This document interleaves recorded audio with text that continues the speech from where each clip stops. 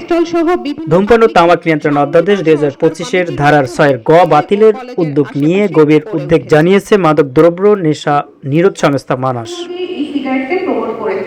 E cigarette বৈধ হলে তরুণ সমাজ মারাত্মক ঝুঁকিতে পড়বে বলে দাবি সংগঠনটির। এই আইনকে কেন দুর্বল করার প্রচেষ্টা করা? রোববার সকালে রাজধানীর সেগুন বাগিচায় ঢাকা রিপোর্টার্স ইউনিটিতে আয়োজিত এক সংবাদ সম্মেলনে মানাস তামাক নিয়ন্ত্রণ গবেষক ফারহানা জামান লিজা অভিযোগ করে বলেন, ধারার 6-এর গ বাতিলের পথে এগোলেও স্বাস্থ্য মন্ত্রণালয় এখনো তাদের অবস্থান স্পষ্ট করেনি।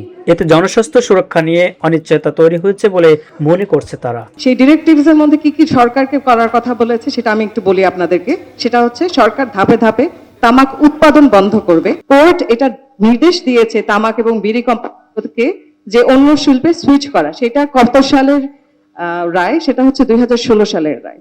এই মুহূর্তে আমি যতদূর জানি যে তামাক কোম্পানি এর প্রভাবে আমাদের যে সরকাররা থাকেন, যে মন্ত্রী মিনিস্টাররা থাকেন, তারা অনেকভাবে প্রভাবিত হয়ে থাকেন এবং আমাদের এই যে সাংবিধানিক দায়িত্ব এবং ধূমপান ও তামাকজাত দ্রব্য আইন 2005 সালের যে আইন, তারপরে যে কি বলে অ্যাপেলেট ডিভিশনের যে রায়, সেই রায়গুলো মেনে চলা সরকারের যেভাবে দায়িত্ব ছিল এবং আছে, সেটা তারা কিভাবে ফুলফিল করছে সেটা আমরা দেখতে পাচ্ছি। তরুণ প্রজন্মকে সুরক্ষিত রাখতে ই-সিগারেট নিষেধের বিধান বহাল রাখার আহ্বান জানিয়েছে সংগঠনের নীতি নির্ধারকরা।